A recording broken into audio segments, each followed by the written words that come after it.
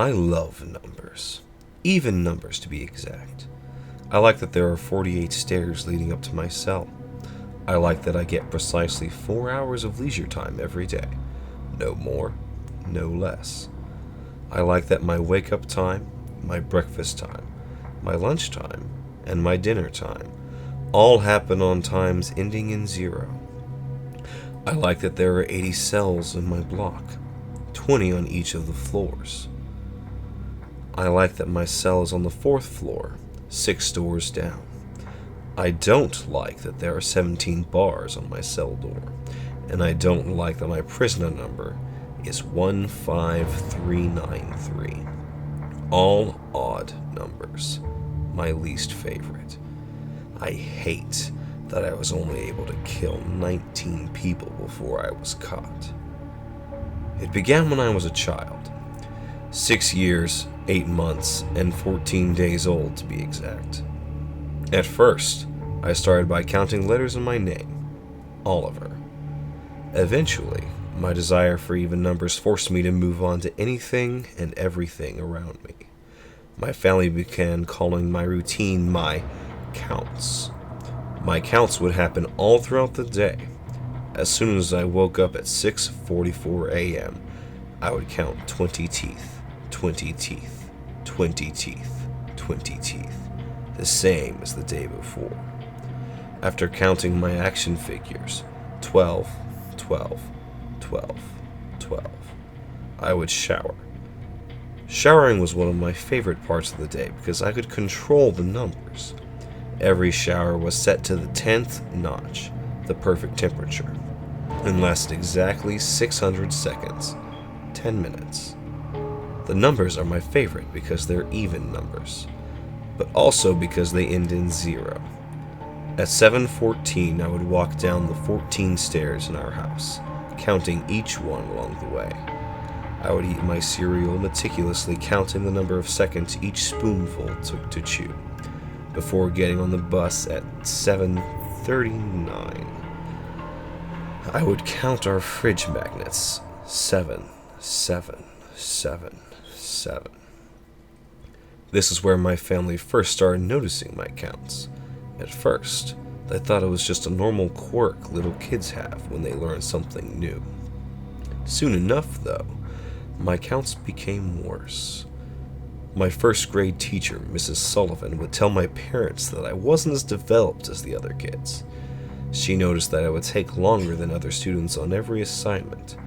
At first, my parents didn't understand why. They thought I was doing great based on my counts at home. They began asking me questions, usually 9 questions, every night. I hated their questions. I hated they didn't ask one more or one less to be even, but I always answered. Through hearing my responses, they began to realize that my counts weren't just my young brain trying to understand numbers. I would tell them about how when I was at school, I couldn't focus on my work because there were too many things to count. The number of books on the shelf, the number of markers and colored pencils and crayons strewn across the craft table, the number of branches on the tree right outside the classroom window. One of my favorite counts was when I would count the kids in the classroom. 16, 16, 16, 16, an even number. When someone was absent, though, it could throw off the entire day. I had an even more difficult time trying to get my work done. All I could focus on was the feeling that something was unbalanced in the room. Eventually, my parents took me to the doctor. While I was waiting in the examination room, I counted the jars on the desk. 3, 3, 3, 3. The lights in the room. 6, 6, 6, 6. And anything else in the room that my eyes fell upon. After waiting 8 minutes and 54 seconds, my doctor, Dr. Stephanie, finally arrived. She started asking me questions that made me uncomfortable, but I knew my parents wanted me to answer, so I did. "Oliver," She started to question me. "What's on your mind right now?" "The pen's in your pocket. 3. "I don't like 3, I responded. "And why don't you like the number 3? "It's an odd. I like evens. They're the good numbers." "That's great. I like the evens better too. So when you're counting, you must always count an even number of times then." Looking back on this conversation, it seems like Dr. Stephanie was just appeasing me since I was only 6 years, 10 months, and 22 days old. Always 4 times, sometimes more times if I need to. "Your parents tell me that you aren't paying attention to your work at school. Is this because you're too busy counting?" "Yeah. There's lots to count in Miss Sullivan's room. I never feel like I'm done counting yet." "I could see why that would be hard to focus.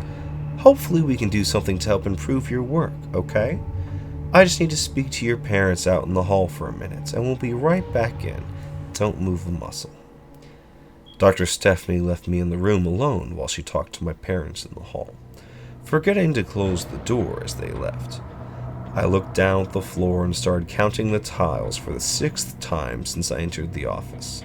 As I was counting, 21, 22, 23.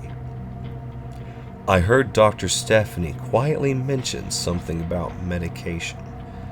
I didn't know what this meant at the time, but obviously my parents did, and they did not like it.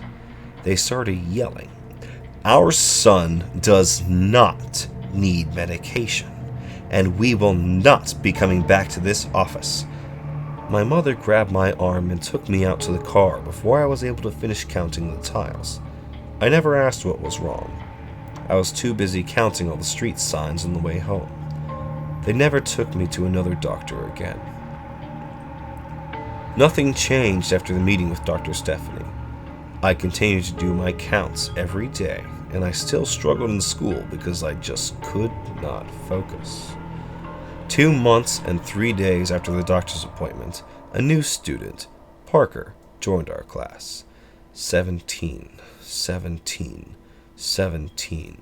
students in the class.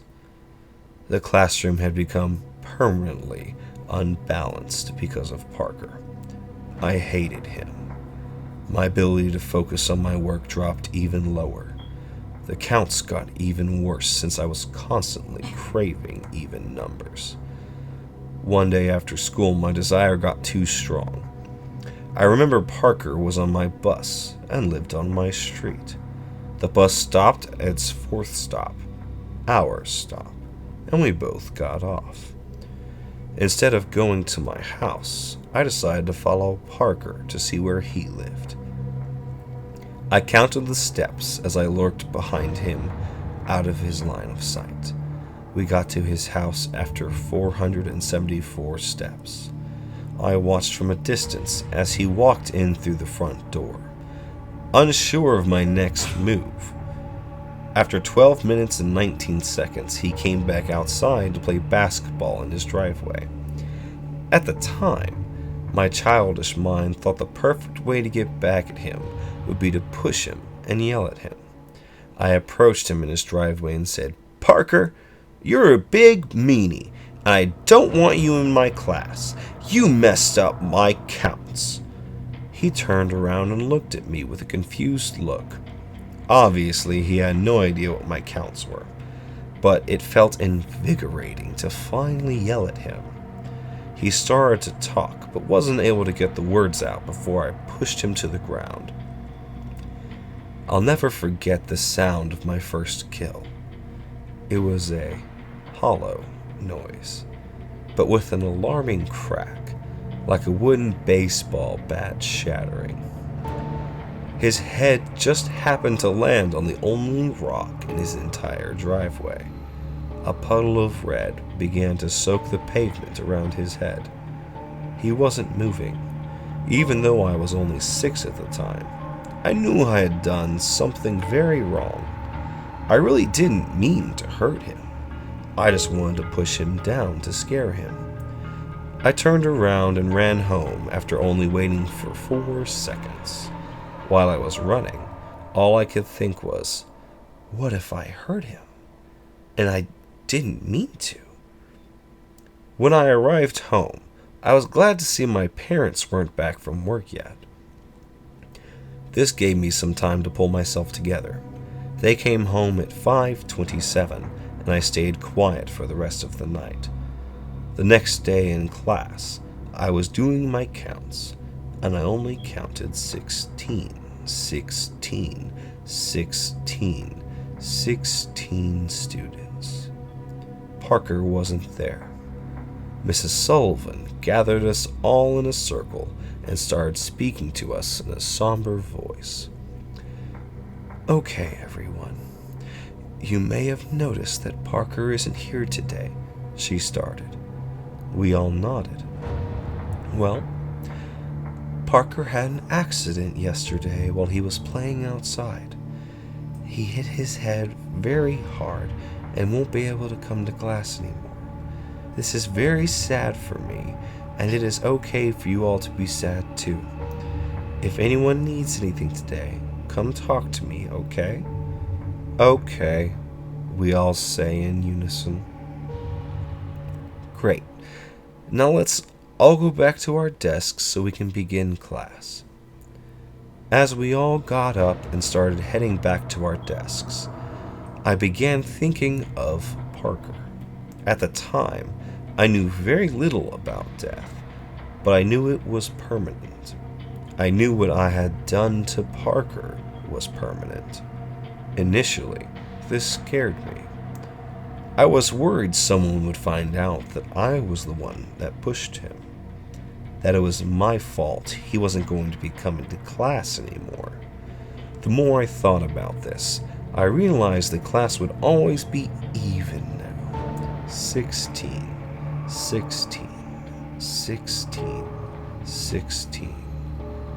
My counts wouldn't be messed up anymore. I was responsible for controlling the numbers. Usually when I controlled the numbers, it was for little things like the number of bites of food I took or how many times I counted something.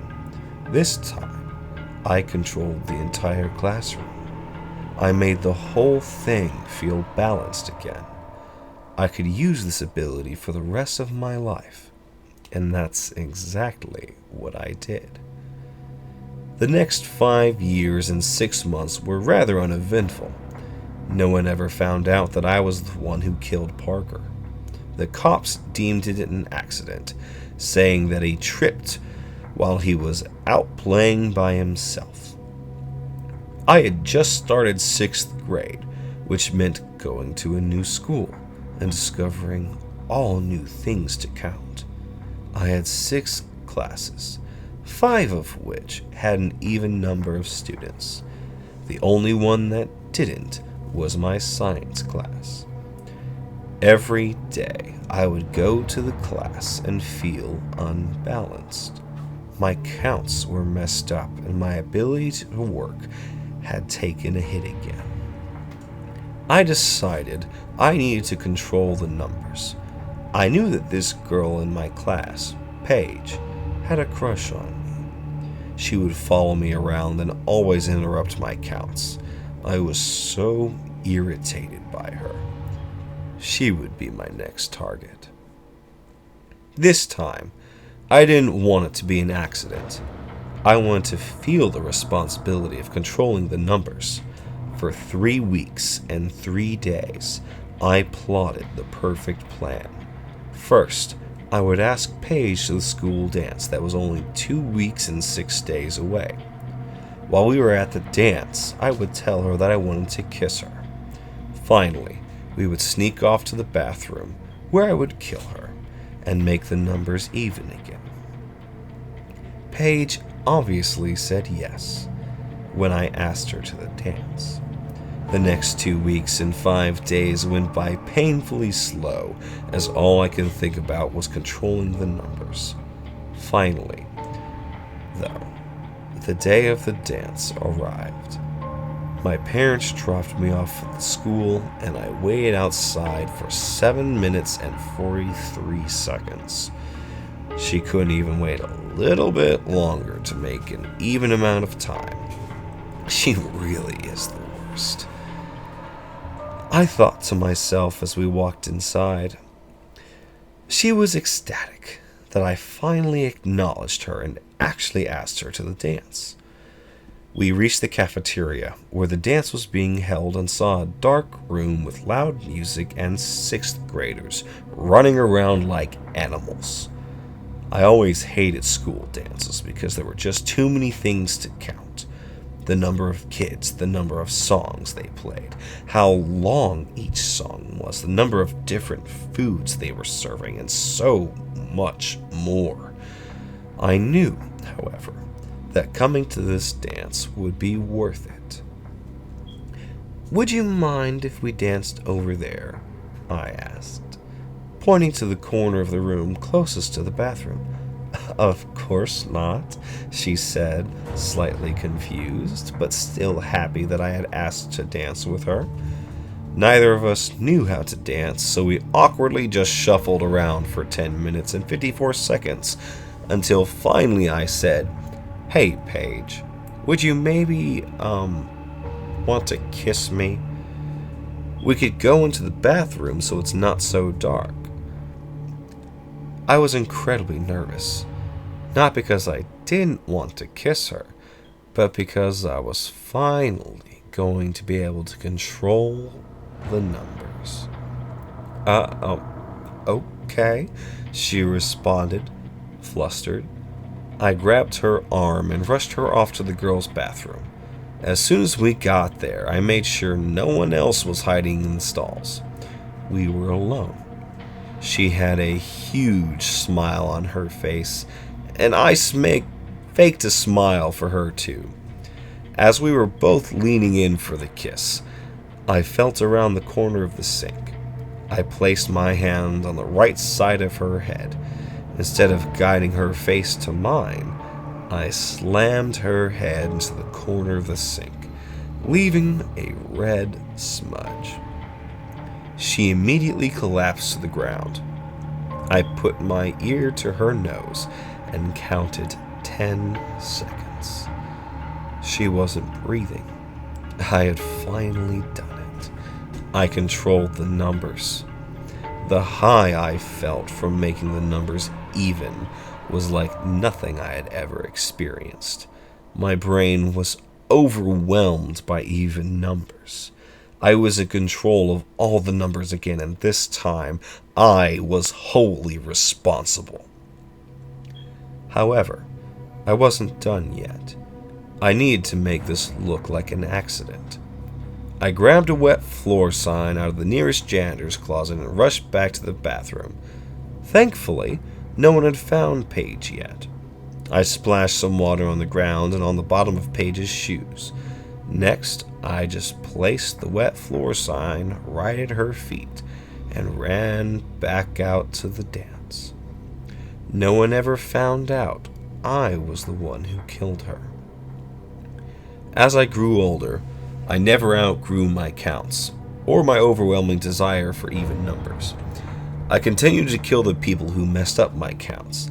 Natalie, when I was 14, for being the 7th member in my English group. Caleb, when I was 19, for being my 3rd roommate. Marcus, when I was 22, for always leaving our TV volume on an odd number. Cheryl, when I was 24, for sending out 17 or 13 or 15 emails every day. And 12 other people who irritated me.